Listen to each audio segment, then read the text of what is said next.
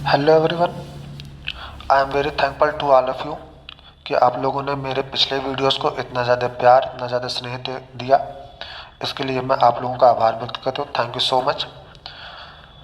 और जिन दोस्तों ने अभी तक वीडियोस को सब्सक्राइब नहीं किया है, तो उनसे एक रिक्वेस्ट है कि वो वीडियोस को सब्सक्राइब कर लें, और जिससे उनको समय पे अपडेट्स इसके मिलते रहें और उनके बोर्ड की परीक्षा से पहले उनको काफ़ी मदद मिल सके।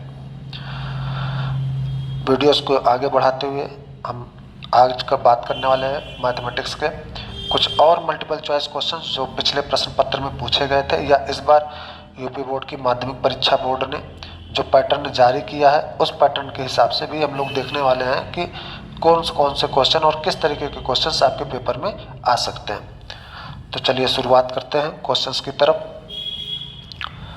पहला क्वेश्चन है, यदि 26 एंड 156 का एलसीएम 156 है।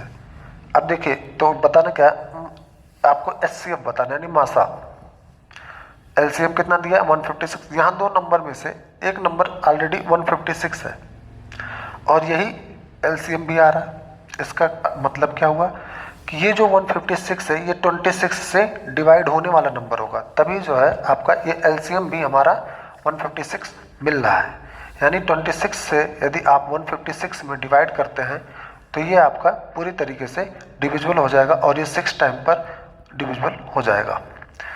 एलसीएम वो नंबर होता है जो दी गई संख्याओं से हमेशा डिवाइड होता है, यानी किसी भी संख्या का यदि आप एलसीएम निकालते हैं तो ये एलसीएम हमेशा आपको दी गई संख्याओं से डिविजिबल मिलेगा। यानी यहाँ पर रिमाइंडर क्या हो जाएगा? जीरो, रिमाइंडर जीरो बनेगा। तो अब यहाँ पे 156 ही दे रखा है तो उसका एचसीएफ बताना है, तो एचसीएफ हमारा क्या हो जाएगा? 26। नेक्स्ट क्वेश्चन, द्विघात समीकरण के मूल हैं। मूल यानी कि आपको शून्य बताना है, इसी को हम लोग जीरोज भी बोलते हैं या फिर रूट बोला जाए। यानी कि आपको मूल बताना है कि क्या होंगे और ये किस कंडीशन के होंगे, यानी इसका आपको नेचर जो ऑप्शन दे रखा है यहाँ पे नेचर यानी प्रकृति बतानी है कि ये रूट यानी शून्य जो आएंगे आपके, ये इसकी प्रकृति क्या है। तो प्रकृति की अगर हम बात करें तो इसके लिए हमें निकालना पड़ता है डिस्क्रिमिनेंट यानी कि विविक्त कर। क्या निकालना होगा? विविक्त कर। विविक्त कर यानी कि कैपिटल डी जिसका वैल्यू होता है B square minus 4ac, B square minus 4ac। तो यहाँ से तुलना करिए तो ए का वैल्यू मिलेगा 2, बी का वैल्यू -4 और सी का वैल्यू 1। तो यहाँ वैल्यूज पुट करिए और चेक करिए कि डी की वैल्यू क्या आ रही है। तो डी के वैल्यू के लिए हम लोग चेक करेंगे, यहाँ पे निकाल लीजिए बी स्क्वायर यानी कि -4 का स्क्वायर -4 इंटू 2 इंटू 1, ये आ जाएगा 16, 4 2 8 यानी कि 8। अब यहाँ हम क्या देख रहे हैं कि डी हमारा 8 आ रहा है जो कि क्या है? ग्रेटर देन 0, 0 से बड़ा है। यदि डी का वैल्यू 0 से बड़ा आता है उस स्थिति में हमारे जो मूल होंगे वो वास्तविक और अलग अलग होंगे यानी भिन्न होंगे। और यदि d इक्वल टू 0 आ जाए तो मूल क्या होंगे? बराबर, वास्तविक और बराबर होगा। और यदि d की वैल्यू लेस देन 0 मिलने लग जाए यानी ऋणात्मक में माइनस में मिले, तो माइनस में मिलेगा तो वास्तविक संख्या नहीं आएगी यानी काल्पनिक मूल वहां आने लग जाते हैं। ओके, नेक्स्ट क्वेश्चन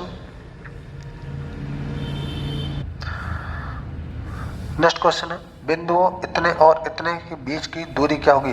दो बिंदुओं के बीच की दूरी का फार्मूला होता है capital D equal to square root x1 minus x2 का square plus y1 minus y2 का स्क्वायर। ये जो बिंदु है इसको आप x1 और y1 मान के चलिए और इसको क्या मान के चलेंगे? x2 और y2। अब इन दोनों के बीच की दूरी निकालने के लिए कैपिटल D क्या हो जाएगा?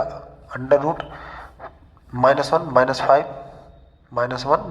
5 दोनों x का इसको अंतर ले लेंगे, दोनों x के बिंदुओं का अंतर यानी घटा के स्क्वायर कर लेना, फिर प्लस y के बिंदुओं का अंतर यानी -3 -2 का स्क्वायर। ये क्या आ जाएगा? अंडर रूट -1 -5 -6 का स्क्वायर -2 -3 -5 का स्क्वायर। अब किसी भी चाहे माइनस हो चाहे प्लस हो किसी भी चीज़ का स्क्वायर करेंगे तो वो प्लस में आएगा।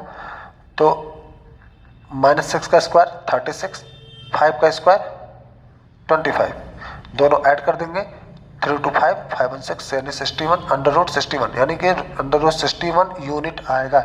इसका कोई मात्रक नहीं लिखा जाता, या तो इकाई लिखेंगे या तो यूनिट लिखेंगे। तो पहला option is the correct answer. Next question, त्रिज्या r के वृत्त के कोण थीटा त्रिज्य खंड के संगत चाप की लंबाई बताना है। यानी अगर मान लीजिए कोई एक वृत्त है, इस वृत्त से एक थीटा कोण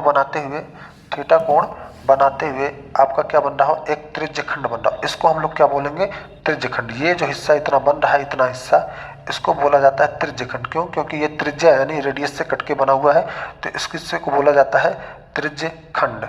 इसका हमें क्या बताना है, इसके चाप की लंबाई, यानी आपको यहाँ से लेके यहाँ तक के चाप की लंबाई बतानी है। ये लंबाई कितनी होगी? पूरे वृत्त का जो लंबाई होता है, पूरे वृत्त का, संपूर्ण वृत्त का जो चाप का लंबाई होगा वो होता है 2 पाई r। और यदि किसी कोण के हिस्से की बात करते हो तो θ/360 लगा देना है आगे, और इंटू 2 पाई r लगा देना। तो ये हमारा हो जाएगा किसी त्रिज्य खंड के हिस्से का चाप की लंबाई। तो त्रिज्य खंड के हिस्से के चाप की लंबाई θ/360 इंटू 2 पाई r। अब ऑप्शंस देखते हैं, ऑप्शन में कौन सा मैच करेगा। यहाँ 180 है, ये नहीं होगा। यहाँ भी 180 है, नहीं होगा। यहाँ 360 है, θ/360 इंटू 2 पाई r, तो थीटा 2 पाई r, ये ऑप्शन हमारा सही होगा। यहाँ देखिए पाई r स्क्वायर कर दिया, यहाँ पे पाई r स्क्वायर, अदरवाइज ये 2 से 2 कैंसिल हो जाता, 360 हो जाता। अगर यहाँ पाई r स्क्वायर नहीं होता, पाई r स्क्वायर होने की वजह से ये क्या हो जाता हमारा, ये क्षेत्रफल बनता है। ये क्या बनेगा, क्षेत्रफल बनेगा। ओके, नेक्स्ट क्वेश्चन, दो समरूप त्रिभुजों की भुजाओं का अनुपात 9:16 है। 9:16 यानी भुजाओं के अनुपात क्या है, 9:16। तो हमने आपको बताना क्या, त्रिभुजों के क्षेत्रफलों का अनुपात, क्षेत्रफल का अनुपात क्या होगा। क्षेत्रफल के लिए हमने कहा था कि अगर दो त्रिभुज हैं, त्रिभुज ए बी सी, और ये समरूप है त्रिभुज पी क्यू आर के, तो इन त्रिभुजों के क्षेत्रफलों का जो अनुपात होगा, क्षेत्रफलों का अनुपात, ये इनकी भुजाओं के अनुपात के वर्ग के बराबर होता है। भुजाओं के अनुपात के वर्ग यानी A B upon P Q भुजा के अनुपात का वर्ग, यानी B C upon Q R भुजा के अनुपात का वर्ग, ए सी अपान पी आर भुजा के अनुपात का वर्ग। तो यहाँ पर भुजा का अनुपात दे रखा है, तो क्षेत्रफल जब बताना होगा, क्षेत्रफलों का जो अनुपात होगा ये हो जाएगा कि 9/16 का वर्ग। तो 9/16 का वर्ग होगा 81/256, 81/256। Fourth option is the correct answer. Next question, cosec a equal to sec a. अब देखिए दो स्थिति, जहां पर cosec a equal to sec a दे, तो यहाँ पर थीटा का मान होगा 45। कितना होगा, 45। करने के कई सारे ऑप्शन हैं। यहाँ आप ये भी चेक कर सकते हैं, अगर वैल्यूज याद है तब भी आप वहाँ पर वैल्यू पुट करके देख सकते हैं कि कौन सी वैल्यू पर ये इक्वल हो रहा होगा। तो कोसेक हमारा साइन का उल्टा होता है 1/sin ए, और सेक 1/cos ए। अब इसको उल्टा कर देंगे तो यहाँ से मिल जाएगा sin A equal to cos A, जो कि पिछले पेपर में, पिछले क्लास में हमने कराया था। सेम टू सेम क्वेश्चन आपका यही दिया हुआ था, और उसी क्वेश्चन को थोड़ा सा घुमा के दूसरे तरीके से दे दिया है। तो क्वेश्चन वही है, बस केवल रूप अलग कर दिया है। ओके, तो sin A equal to cos A, sine यानी किस कोण पर दोनों मान सेम होंगे, तो 45 डिग्री। अदरवाइज हम कोण को भी बदल के चेक कर सकते हैं। दूसरा ऑप्शन करने का एक और ऑप्शन है। ऑप्शन क्या होगा कि sin ए को आप लिख सकते हो, sin ए को लिख सकते हैं cos 90 minus A, cos 90 minus A, या sin 90 minus A cos A. आप ये भी लिख सकते हैं कि sin 90 minus A equal to cos A. दोनों को में से किसी भी एक को सब्स्टिट्यूट कर दें, दोनों में से किसी एक को भी एक दूसरे से सब्स्टिट्यूट कर सकते हैं। तो आप क्या लिख सकते हैं, sin A equal to cos A की जगह पर sin 90 माइनस ए। दोनों को तुलना कर दे देंगे, sin खत्म, यानी a इक्वल टू 90 माइनस ए, ए इधर आएगा तो a प्लस ए, ये हो जाएगा 90, 2a इक्वल टू 90, तो a इक्वल टू हो जाएगा 45। तो इसलिए हम कह रहे थे इसका आंसर 45 होगा। नेक्स्ट क्वेश्चन, एक परिमेय संख्या का दशमलव प्रसार सदैव होता है। परिमेय संख्या यानी p/q के रूप में लिखी जा सके, और q 0 ना हो, यानी डिनोमिनेटर कभी 0 ना हो, और परिमेय संख्या है, और p और q क्या होने चाहिए, पूर्णांक होना चाहिए, यानी कि इंटीजर होना चाहिए। क्या होना चाहिए? इंटीजर। ये परिमेय संख्या का कंडीशंस होता है। अब इसका दशमलव निरूपण कभी भी किया जाएगा तो ये दो तरीके के होते हैं, एक शांत दशमलव निरूपण देता है और एक अशांत, यानी कि एक टर्मिनेटिंग होता है, टर्मिनेटिंग, और एक नॉन टर्मिनेटिंग। नॉन टर्मिनेटिंग, और जब नॉन टर्मिनेटिंग होता है तो ये रिपीटिंग में भी जाता है। Non terminating, repeating. तो यहाँ पर दोनों ऑप्शन आपके सही होंगे, पहला और दूसरा दोनों ऑप्शन, यानी उपयुक्त दोनों ये ऑप्शन आपको सही करना होगा। Okay, next question. एक शून्येतर संख्या परिमेय संख्या और एक अपरिमेय संख्या का गुणनफल। शून्येतर का मतलब होता है non zeros number, non zeros number जो कि क्या हो आपका परिमेय हो, और एक अपरिमेय, तो एक परिमेय यानी 2 और एक अपरिमेय √2, दोनों का मल्टीप्लाई करेंगे 2√2, जो कि क्या हो जाएगा, एक अपरिमेय संख्या है। क्या है? अपरिमेय संख्या है। तो क्या होगा, सदैव हमारा क्या होगा, अपरिमेय ही मिलेगा। ठीक है, नेक्स्ट क्वेश्चन। संख्याओं x बराबर 0 और 2x + 3y = 12 का प्रतिच्छेद बिंदु क्या होगा। तो दोनों समीकरण क्या करने हैं, आपको हल कर देना है।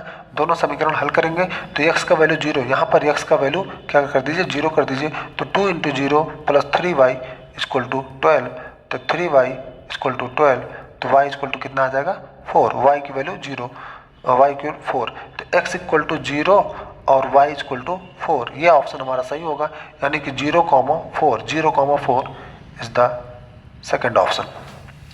Next question. वह सबसे बड़ी संख्या जिससे 70 और 125 को विभाजित करने पर शेषफल 5 और 8 प्राप्त हो। तो यहाँ क्या कह रहा है, आपको एक संख्या बताना है जिससे 70 को विभाजित किया जाए तो शेषफल बच रहा हो 5, और इसी x से आप 125 को जब डिवाइड करें तो शेषफल कितना बच रहा हो, 8। इसका मतलब ये हुआ कि 70 और 125 दोनों के दोनों आपके पूरी तरीके से विभाजित नहीं होंगे, कुछ शेषफल बचाएंगे। तो हमें उस संख्या का पहले पता लगे कि कौन सी संख्या है जो पूरी तरीके से विभाजित हो रही हो। तो 70 में से 5 माइनस कर देंगे, 70 - 5 ये हो जाएगा 65। 65 पूरी तरीके से डिवाइड होगा, और यहाँ से 125 - 8 ये आ जाएगा 117। ये 117 और 65 ये दोनों नंबर क्या होंगे, हमारे x से कम्प्लीटली डिविजिबल होंगे, और जो नंबर इन दोनों को डिवाइड होगा वो इन दोनों का SCF होगा। क्या होगा, इन दोनों का SCF। 65 और 117 क्यों SCF होगा, क्योंकि 65 से स्मॉलर नंबर ही आप लेके आएंगे तभी डिविजिबल पॉसिबल होगा। तो स्मॉलर नंबर के लिए जब आप जाते हैं, जो दी गई संख्याओं से छोटी संख्या निकाल के देता है वो आपका SCF देता है। तो SCF में 65 और 117 और 65 में ऑप्शन देख के आप पता लगा सकते हैं कि दोनों किस नंबर से डिवाइड होंगे, 13 से। किससे? 13 से। क्यों? क्योंकि 65 उससे है, 65 से 117 डिवाइड नहीं होगा, वो 875 जो कि ज़्यादा है नहीं हो सकता, ये भी ज़्यादा है नहीं हो सकता, तो यहाँ पे 13 is the correct answer. Next question. अगला क्वेश्चन आपका 2x + ay = 1, ये एक इक्वेशन है। 3x - 5y = 7 ये दूसरा इक्वेशन है। इनका क्या रखा है कि कोई भी हल नहीं है, इसका मतलब नो सॉल्यूशन बोल रहा है। क्या कह रहा है, नो सॉल्यूशन। अब दो समीकरण हैं जहाँ पे नो सॉल्यूशन मिल रहा है, तो इसका कंडीशन क्या होता है, नो सॉल्यूशन का कंडीशन होगा a1/a2 = b1/b2 not equal to c1/c2। यानी इसका अगर आप ग्राफ खींचेंगे तो पैरेलल लाइन बनेगा। कैसा बनेगा, पैरेलल लाइन, यानी कि समांतर रेखा। अब अगर क्वेश्चंस की बात करें, क्वेश्चन के हिसाब से देखा जाए तो दोनों को पुट करिए, तो ये 2/3 = a/-5 and not equal to 1/7। इन दोनों को सॉल्व कर दीजिए, इन दोनों को सॉल्व करेंगे, इन दोनों को अब क्या मिलेगा, ये दोनों इक्वल होना चाहिए ना, तो -5 का इधर मल्टीप्लाई करेंगे, -10/3 = a, यानी a का वैल्यू क्या आना चाहिए, -3/10 हो जाना चाहिए। a का वैल्यू -3/10 यहाँ दे रखा, ये आंसर हमारा सही माना जाएगा। अब बात करें हमारा एग्जैक्ट वन सॉल्यूशन का। एग्जैक्ट वन सॉल्यूशन यानी इंटरसेक्टिंग लाइन कैसी होनी, इंटरसेक्टिंग लाइन, प्रतिच्छेदित रेखा, यानी कोई एक हल के अद्वितीय हल। अद्वितीय हल जब कहा जाएगा यानी इंटरसेक्टिंग लाइन बनेगी, यानी दोनों की दोनों रेखाएं प्रतिच्छेदित रेखा होगी, प्रतिच्छेदित रेखा। इस समय कंडीशन लिया जाएगा A1/A2 equal to not equal to B1/B2। और मेनी सोल्यूशन का जो कंडीशन होगा वो क्या होगा?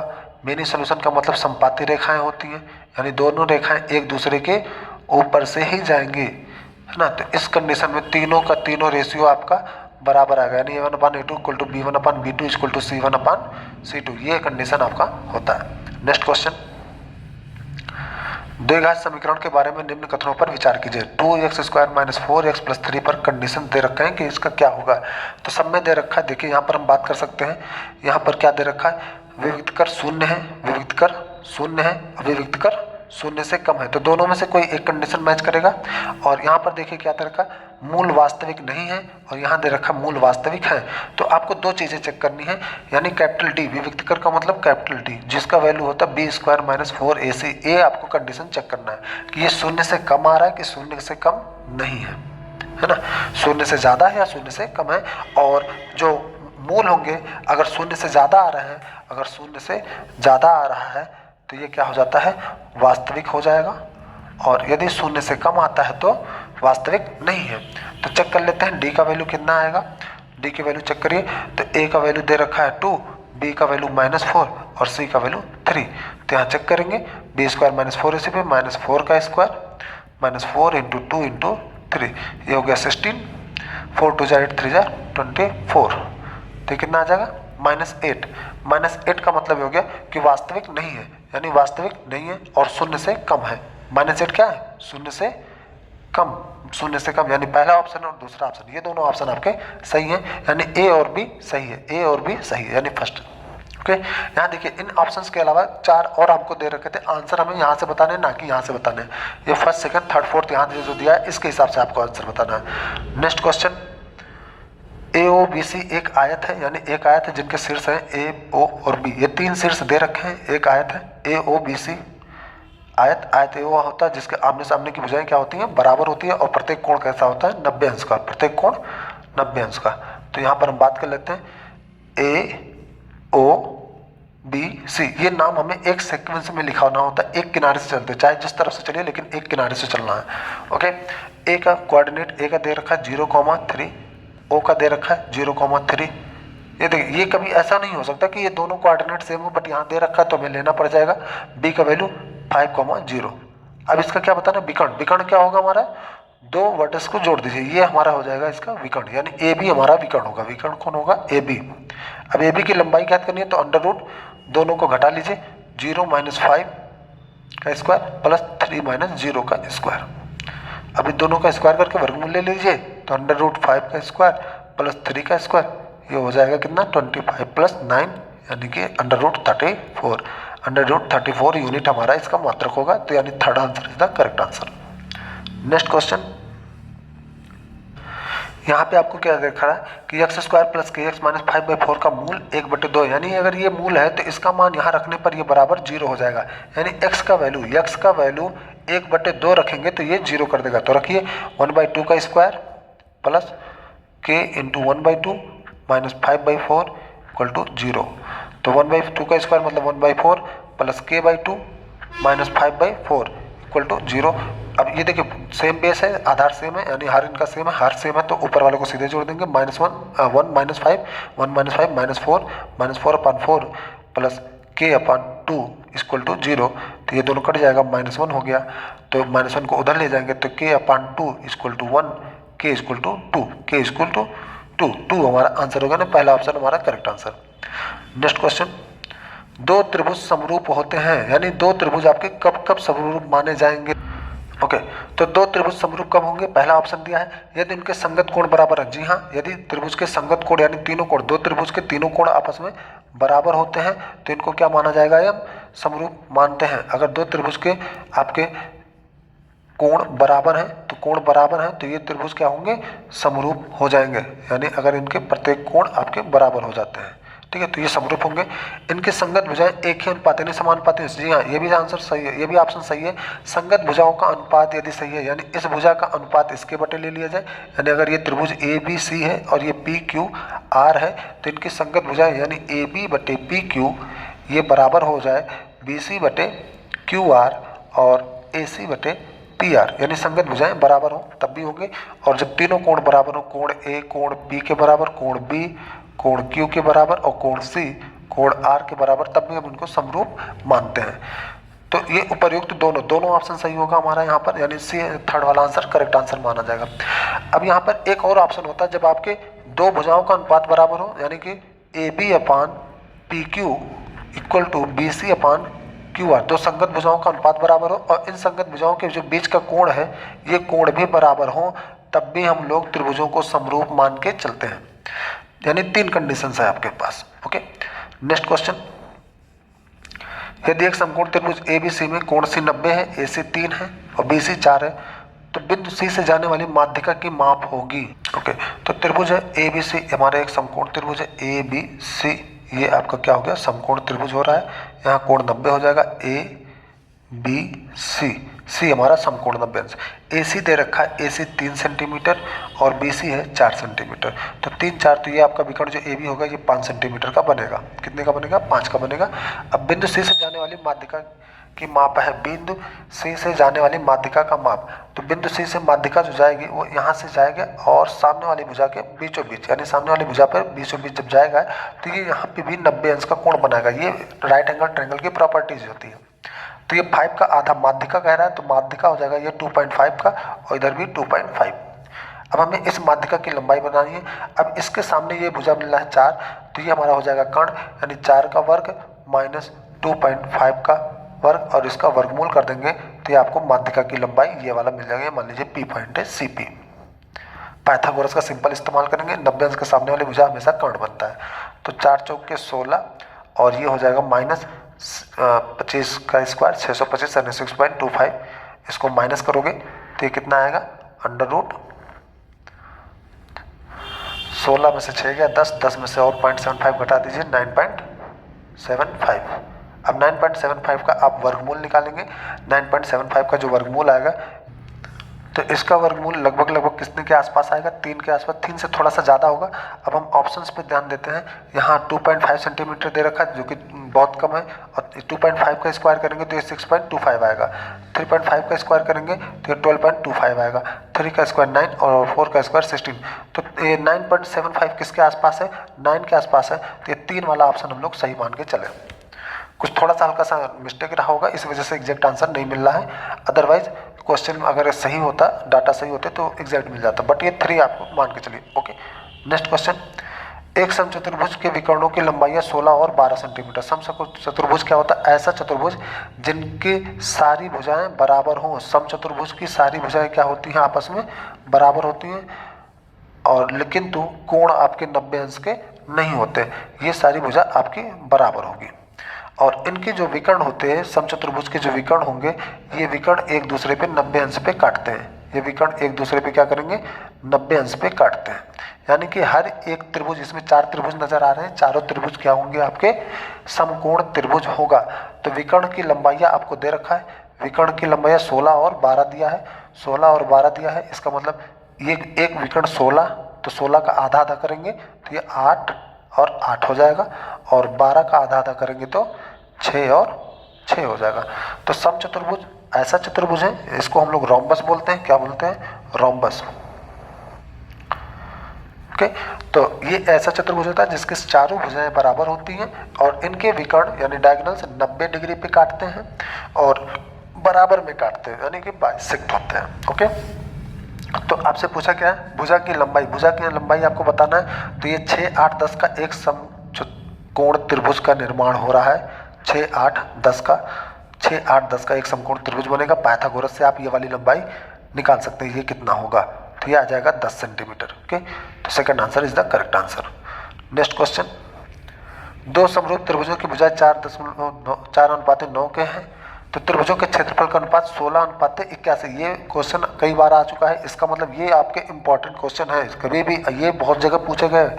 कई जितने भी पेपर अभी तक हमने सॉल्व कराए हैं उसमें आपको हर जगह कहीं ना कहीं इस तरीके का क्वेश्चन मिल रहा है, यानी ये टॉपिक आपके लिए ज़्यादा इंपॉर्टेंट है। ओके, तो ये क्यों त्रिभुजों का जो क्षेत्रफल का अनुपात होता है वो भुजाओं के अनुपात के वर्ग के बराबर होता है। तो 4:9 का वर्ग करेंगे तो 16:81 आएगा। ओके, नेक्स्ट क्वेश्चन, यदि 4 tan theta equal to 3, 4 tan theta equal to 3 का मतलब क्या होगा कि tan थीटा इक्वल टू 3/4, और tan का मतलब होता है लंब बटे आधार, लंब बटे आधार, और लंब है 3, आधार है 4, तो जो विकर्ण बनेगा ये कितने का बनेगा, ये लंब हो गया, ये आधार हो गया, तो ये आ जाएगा 5, यानी 5 हमारा विकर्ण हो जाएगा।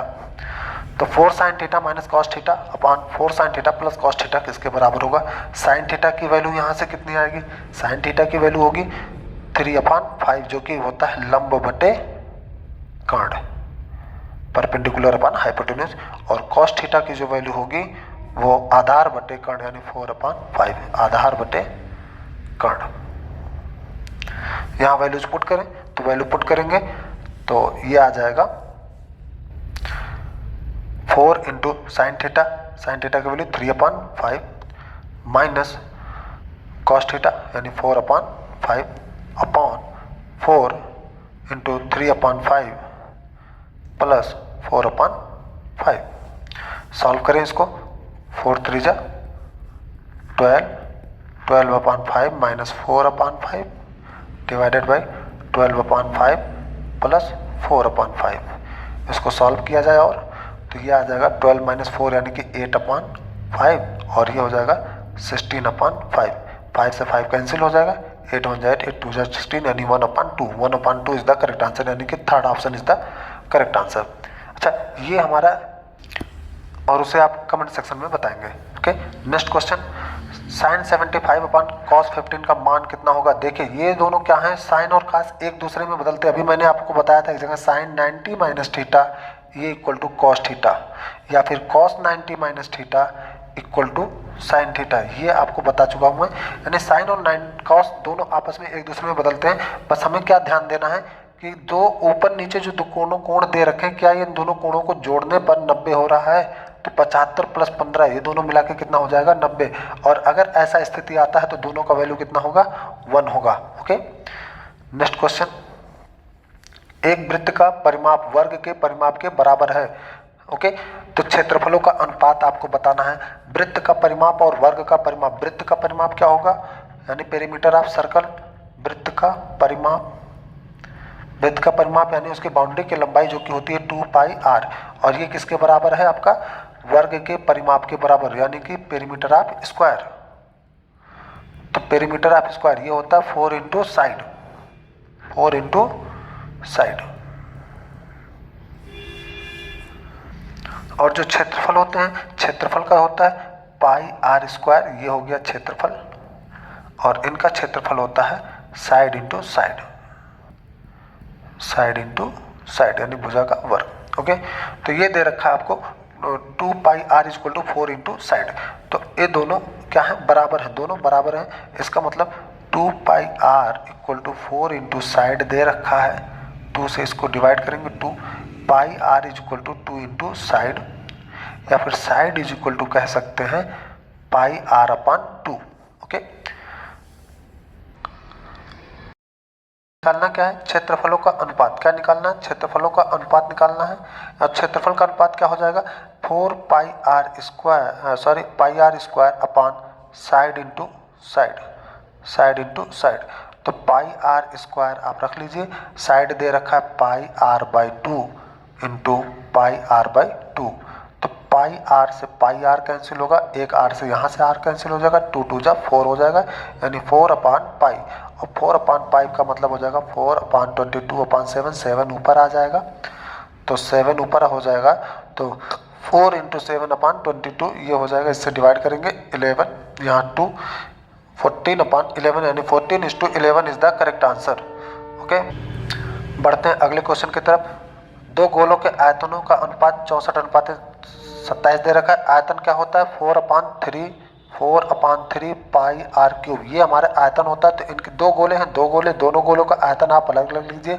बड़े वाले गोले के लिए आप बड़ा वाला का आर ले लीजिए और छोटे वाले गोले के लिए छोटा वाला आर। ये आपको दे रखा है 64/27। इसका मतलब क्या हो गया, 4/3 पाई, 4/3 पाई कैंसिल हो जाएगा। Capital R upon small R का होल क्यूब, ये दे रखा है 64/27। यहाँ से क्यूब हटाएंगे, कैपिटल अपन स्मॉल आर हो जाएगा। इसका क्यूब रूट ले लेंगे, 64/27 का क्यूब रूट हो जाएगा 4/3। और स्क्वायर की बात करेंगे, अगर स्क्वायर की बात करें आप capital R upon small R का स्क्वायर की बात, तो ये 16/9। अब स्क्वायर क्यों निकालें, यहाँ देखिए क्षेत्रफल का अनुपात पूछा है। क्षेत्रफल का अनुपात क्या होता है, क्षेत्रफल होता है 4 पाई आर स्क्वायर। गोले का जो क्षेत्रफल होगा क्या होगा, 4 पाई आर स्क्वायर। तो 4 पाई आर स्क्वायर, इनके क्षेत्रफल का अनुपात कर देंगे, 4 पाई कैंसिल हो गया। Capital R square upon small R हो रहा है, यानी capital R upon small R का होल स्क्वायर। और ये आपका दे आया कितना, 16/9, यानी 16:9 is the correct answer. Okay, next question, 1 से 10 तक की धनात्मक विषम संख्याओं का समांतर माध्य कितना होगा। तो विषम संख्याएं हैं, तो 1 हो गया, 3 हो गया, 5 हो गया, 7 हो गया, 9। 1 से 10 के बीच में यही हमारी 5 संख्याएं हैं जो कि विषम है। अब इनका समांतर माध्य का है, तो समांतर माध्य क्या होगा, जो बीच में, यहाँ देखिए, यहाँ -2 हुआ, यहाँ +2 हुआ, यानी बराबर घटा बढ़ा। यहाँ पर -4 दिख रहा है और इधर से +4 दिख रहा है, तो बीच में कौन आ रहा है, 5। तो 5 हमारा करेक्ट आंसर होगा। दूसरा ऑप्शन आपके पास क्या, 1 + 3 + 5 + 7 + 9/5। इनको आप ऐड कर दीजिए, 9 1 10, 7 3 10, 10 10 20, 5 25, 25/5 और काट देंगे, तो 5 is the correct answer. Okay, next question, माध्यिका को आलेखीय विधि द्वारा निम्न में से किससे प्राप्त किया जाता है। किससे प्राप्त किया जाएगा, त्वरण से। किससे, त्वरण से। और ये जो ग्राफ बनता है आपका, ये ग्राफ इस तरीके से होता है। ओके, यहाँ अधिक प्रकार का त्वरण ऊपर से नीचे की तरफ आएगा और कम प्रकार का त्वरण नीचे से ऊपर जाएगा। ये हो जाता है कम प्रकार का त्वरण, यानी कि लेस देन ओगिव। और ये ऊपर वाला होता है अधिक प्रकार का त्वरण, अधिक प्रकार का त्वरण, यानी कि मोर देन ओगिव। ओके, तो इनसे आपको क्या निकल के आता है, माध्यिका निकल के आता है। क्या निकल के आता है, माध्यिका। और ये माध्यिका का कैसे निकालते हैं, दोनों त्वरण एक दूसरे को एक बिंदु पे प्रतिच्छेदित करते हैं। और ये प्रतिच्छेदित बिंदु से जब हम नीचे की तरफ ऐसे सीधे आते हैं, तो जिस बिंदु पर आप आएंगे, ये बिंदु हमारी हो जाती है माध्यिका। यहाँ का जो आंकड़ा होगा वही हमारी माध्यिका कहलाती है। ओके, नेक्स्ट क्वेश्चन, कुछ परीक्षणों का माध्य दिया है 27, यानी कि मीन आपको दिया है 27, और बहुलक यानी कि मोड दे रखा है 45। तो माध्यिका यानी कि मीडियन बताना है। क्या बताना है, मीडियन।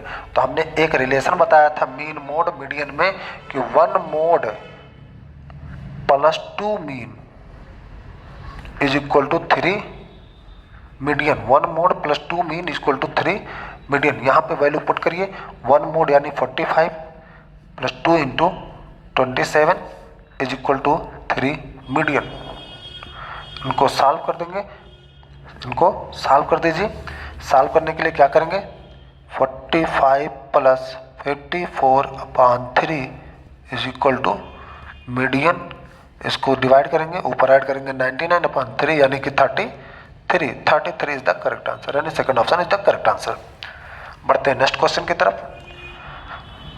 वर्गीकृत आंकड़ों की से अधिक प्रकार से कम प्रकार की संचयी बारंबारता वक्रों के प्रतिच्छेद बिंदु के भुज से आंकड़ों का प्राप्त होना। कौन सा आंकड़ा मिलता है आपको, माध्यक मिलता है। यहाँ ऊपर की क्वेश्चन में मैंने आपको बता रखा था, यहाँ से क्या मिलता है आपको, माध्यिका। क्या मिलेगा, माध्यिका, यानी कि माध्यक मिलेगा। ओके, जो अधिक प्रकार का और कम प्रकार का, ये वाला जो ग्राफ बनता है अधिक प्रकार का और ये कम प्रकार का, दोनों के कटिंग से यहाँ पर क्या मिलेगा आपको, माध्यिका मिलेगा। Okay, thank you. यहाँ पे आपका ये सेशन आपका समाप्त होता है। और जिन स्टूडेंट्स ने अभी तक चैनल को सब्सक्राइब नहीं किया है, वो प्लीज़ सब्सक्राइब कर लें, जिससे उनको रेगुलर अपडेट मिलता रहे। और ये आपका प्रेजेंट में जो बोर्ड ने आपको सैम्पल पेपर जारी किया है, उस सैम्पल पेपर के हिसाब से आपको ऑब्जेक्टिव क्वेश्चंस कराए गए हैं। और यहाँ पर हमें एक आइडिया लग जाता है कि किस किस टॉपिक से कहाँ कहाँ कितना क्वेश्चन पूछा गया है, और इन्हीं क्वेश्चंस के हिसाब से हम प्रैक्टिस करके आगे चलते हैं। Okay, thank you.